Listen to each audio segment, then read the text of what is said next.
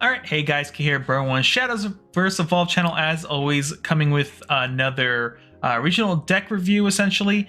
We have 3 different events this time. We'll kind of just hop right into it since we're talking about 3 different events. I don't want to spend too much time on the intro, so let's take a look here. So first thing up is Ho Chi Minh City, Vietnam here. We have the breakdown here for tournament deck distribution here. No surprise here, very high representation of all Master Cinderella girls. Not only is it cheap, it's a very powerful tier 1 deck, along with Runecraft being the second most represented deck, which is once again probably one of the best decks to be playing right now before it does get restrictions put onto it by limiting Curse Crafter to 1, which is one of the most strongest cards in the list itself. Everything else is about where we expected, but surprisingly, very minimal Forest players and very minimal Swordcraft players, as there was 0% of Swordcraft, surprisingly, as well as, obviously Uma. It's a kind of fallen out, but, we might see it come back in about a year when the new set comes out. So first place here is actually, one of our guys in our Discord server on Burn1 that joins our weekly tournaments whenever he can. He usually holds me hostage with all his heal decks, and no surprise here, he went with a heal strategy, essentially. So normally we'd be talking about how powerful Kuan is here, but he obviously went for the Lashena build along with a lot of control tools. Probably mostly anticipated a lot of your games essentially being aggro and looking to control the board here, because what's one nice thing about Lashena is once we get the amulets onto the board and we just play the control game for the rest of the game, we'll slowly win the game while generating gaps of health every turn, because we'll heal 2 and deal 2 to our opponent every turn. So it's basically an updated Lashena list here. What's really nice too is they do play the 1 of D shift to kind of probably close out games, get a bonus burn as well, because I believe the amulets trigger on your own turn. So passing turn, obviously, back to yourself is going to deal more damage. We have also Rico here from Uma Musume, being able to push damage while clearing big guys out of the way, acting as another control tool. A lot of great things here for the list itself. Very surprising to see a Lashena still popping up, but obviously he had a read on his meta and knew that, one, probably a lot of people were playing aggro, so once we set up the amulets and control the board, it's kind of GG from there, because you got to sit there, heal, and deal damage every turn, and while controlling the board and just waiting for your opponent to lose the game. Let's take a look at the Evo deck. Evo deck is pretty standard for the most part, I would say, if I was building this deck myself. 2 Curse Crafter Evos, 3 Merlin, 2 Servant of Destructions, and 3 Agnes Tachyon. Surprisingly, going to 3 Agnes Tachyons, but once again, Agnes Tachyon is really powerful in this meta. If you're able to play it in a non-Kuan strategy, usually it helps control the board greatly into matchups that are very aggressive and just putting little guys on the board, because every time you get to remove something with like a snipe, you get also -1/-1 somewhere, which sometimes either removes that card or makes it so they deal 0 damage moving forward. So congratulations. Please stop holding me hostage in our weekly tournaments, though. Hopefully I'll see you at Worlds. If I get my invite this year, I'll see you at Worlds then, and we can hang out. Second place here, we have a Control Abyss deck. I really actually like this list a lot. As always, I'm not the biggest fan of Azazel, but I think it's a completely fine card to be playing. But my thing I love about this list so much is that we're playing basically the full package of turn 3 Evos, or turn 4 play point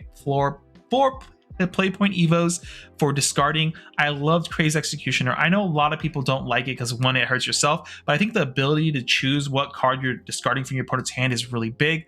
A lot of times when I play into the Kuan matchup, I infinitely care more about having Crazy Executioner a lot of the times to be able to discard their D shifts or their Kuans from hand, making it infinitely harder for them to actually, pop off. A lot of times if D shift loses their, not D shifts, the Kuan deck loses their D shifts, especially if most lists only run 2, it can sometimes just ruin their game completely, and they'll never actually be able to close the game out, especially for the fact that once you get into the late game, with Control Discard Abyss, essentially, you get access to Gensetsu and stuff, which means that your board is going to go really wide, and it's going to be a lot of things they have to get to even do much damage to you, while also you still get to present pressure onto them by having followers on the board, along with more ways to discard. And another big thing here is Apostle of Silence here is a really great card into like this type of strategy, because not only does it remove cards off the board, it also closes out the game a little bit quicker, because it does deal damage basically every turn that it exists on the board, and your opponent doesn't have ways to really deal with it because they have no hand size. Evo deck here, We have 2 Gensetsus, 2 Apostle of Silence, 2 2 Apostle of Silence, 2 Omen of Silence, 1 is Izzle. Yeah, this looks like a really solid Evo deck. Essentially, it's probably what I would probably go for too as well if I was playing this exact list. Honestly, Bellringer is always a hit or miss, honestly, on depending on how, if you need it or not, because I know sometimes I'll cut Bellringer Evo for like a 3rd copy of one of the discard cards or something, or even a 3rd Gensetsu if needed in those control mirrors. But very solid Evo list. Congratulations. I think this is a really solid list all around if you're going to play the full discard stuff moving forward. I like it a lot. 3rd place here, we have Cinderella Girls. Is this a cool list? This is like a mixed list here. It looks like of cute. Let me double check. Yeah, this is a cute. So this is like a cute list with a little bit of, some cool stuff. Obviously, the really good ones like Fumika, I believe her name is, and stuff. This is very much more control oriented, which means I can see why our buddy here won 1st place with Lashena, because into the control matchups, Lashenas are very, very strong. Into the aggro matchup as well, it's relatively strong. Usually the Lashena decks kind of fall out to either hyper aggressive when they don't have the access to a lot of removal or the right removal on time, or like the mid-range decks that can kind of sneak in. But the hard control list that, any of these hard control lists might have trouble into rune lists that play Lashena, just because of the constant pinging every turn and the gap you get every time you heal to and deal to. So we have the cute list here. It's kind of a mixed bag here, in my opinion. I haven't played a lot of like this control cute style, so I can't really comment too much on it. All I can say really is it has a lot of really powerful cards. I like the Hirari here. I think this is a really strong card that on 7 a lot of times you're going to play out. If your opponent leaves you a 1-drop follower, this kind of comes out and just like makes things even that much harder. I believe this is their correct turn. Let's take a quick look. Yeah, and then you get this 9/9 follower, so you get a basically double strike essentially in 1 turn. You get an extra attack phase, which I think is the strong part about playing this card, especially as a 1-up. It's not too bad in this list. I kind of like that. Like I said, I can't really comment too much on how great this list actually is. So I don't want to like put too much on it. But the things I'm seeing here, a lot of IMS cards are very powerful, which is great. And finally, 4th place here, Snowy's Havencraft list. Take a quick look. Once again, this is super, super similar. This is almost the exact list, other than they decided to play Aegis here. I'm not a big fan of Aegis in this list, but I totally understand why sometimes someone would want it, because they need something big to kind of close out the game. Though I think Marwyn is the way you close out games and playing the control strategy there. But yeah, looking at this list, it's very similar to the list I was playing prior to the IMS meta. It's a really good list. I don't really have much else to say. They opted for 2 Angelic Snipes and 1 Holy Counterattack, which I think is completely fine. I think in this meta, I probably would value the Angelic Snipe a little bit more than the Holy Counterattack, depending on how I think a lot of the games are going to be playing out, especially to the aggro matchups. But yeah, really solid list. Evo lineup looks super good. So yeah, you're good to go. Yeah, congratulations, man. Yeah, one big thing too is just I'm really surprised how many people are playing very, very similar lists to the one that Pressure and I made. I didn't think it would have this kind of impact on, the way people build their lists or think about the list, I guess. All right, our next one here is the regional in Modling, Austria. I hope I said that right. Unfortunately, I'm not very good at pronouncing it. So let's take a look here. 40% Cinderella Girls. Kind of not surprised, but because there's technically 3 different decks running around for Idolmaster Cinderella Girls, so it having a high representation doesn't necessarily mean they're all on the cool aggro list, but I would suspect a majority of this 40% was on cool aggro. Next one, obviously, Rune being another powerful craft that we anticipate to like be winning a lot of events, along with Abysscraft sneaking there at 13%. Once again, I assume this is a mostly control. Abyss, not really aggro. It's not. I don't think it's as strong as Idolmaster Cinderella Girls if you're going the aggro strategy. All right, first place here is Hestia-san's Abysscraft deck here. Congratulations. Taking a quick look, yeah, this is basically kind of the control style Abyss list. We're playing the Wings of Lust, able to discard into Israfils. Surprisingly, they only do play 2 Israfils.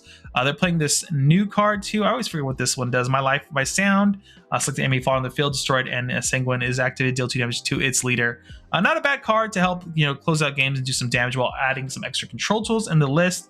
Everything else looks pretty standard. We have the one of Kawi here. Kawi, we've talked a lot before on the channel. It's like a fake Themis in a sense, because a lot of times it forces your opponent to trade inefficiently into Kawi, so you don't get the maximum amount of heal when you destroy one of your opponent's cards, or leave you with nothing on the board so that you don't get a heal off of its last word effect.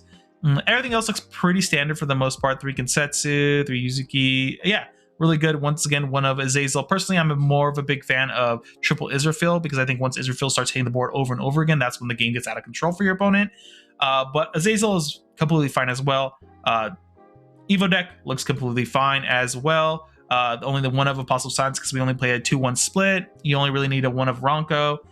2 Kinsetsu, 2 Israfil. Yeah, really good list all around. I like it a lot. Worth trying out this list if you're still interested in playing the Abyss control strategy. Though the new set is literally coming out this weekend, so it'll probably change a lot since then, but it's a good jumping off point for you to figure out the list yourself. Second place here is Sun's Idolmaster Cinderella Girls deck. Cool aggro. What do you want me to say? You play the cards, you beat your opponent's face in. Playing the Rin package stuff with Zuki and stuff with Mio Honda. Solid list all around. We know how aggressive this list is. It could win on like turn 4 or 5, depending on like your opponent doesn't have an answer in the right time. But yeah, I mean, not surprised here. Pretty standard list all around. Third place, another Idolmaster Cinderella Girls. Once again, cool aggro. This event clearly showing you how powerful cool aggro is. Double Furika? I forget what is her name. I never remember her name. Fumika. God, I'm so bad at some of these CG girls. All I remember is like Riyamu, because she's my girl. But yeah, we got the Rins. Everything is really standard list. Not really much to talk about. Pretty standard Evo deck as well. And finally, once again, another cool aggro list. Pretty standard list again. Each person obviously having their own like interpretation of how they want to tech their list out. But yeah, nothing really crazy to like talk about here. I think we've already talked a lot about it. I like this one of Kaede here, because in the mirror, I think this is like the breaker of the mirror a lot of times, because you're both being super aggressive and punching each other in the face. So when you get down to less than 5 health, this heal 5 and draw a card plus this ward, and sometimes aura if it matters, but it doesn't really matter in the mirror because they don't have a lot of removal tools usually. This is enough to like win and close out the game for yourself, because you get that 5 health lead back and then the draw a card to replace this one. I like it. Very cool card. And that is it for that event. And we're making it to the final one here. This is Yogyakarta, Indonesia. I'm sorry, I can't pronounce that. I butchered the hell out of it. Surprising CG here. Pretty low percentage. So very surprising. I'm surprised it's under 20%. And then we look at Runecraft here with 32%, which is an insane representation. So I assume we're going to see a lot of Runecraft lists here. DJ's Runecraft list here.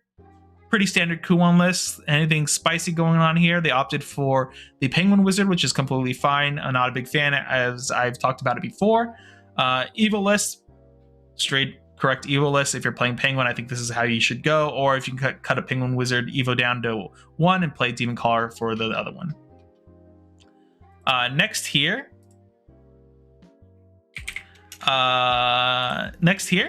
is Kamara 97's Runecraft deck here. Once again, we have another Kuon list. Pretty standard list. This is opting for the Owl. Personally, I think Owl's fine. It's a good and bad card at the same time, in my opinion. I personally like it occasionally. Here they're opting to play, actually they cut down 1 insight to play a 4th Angelic Snipe, essentially a 4th Angelic Snipe, which I think is totally fine. I think you're anticipating a really aggressive meta. That's what you want to do. You just need to make sure to open up your 1-drops to be able to just start sniping your opponent away, essentially. Pretty standard list, opting for double Truce Education, which is interesting. I think this is usually ran as a one of a lot of the time. I'm wondering why they chose 2, because this could have, oh sorry, they actually have 3 insights. What are they missing here?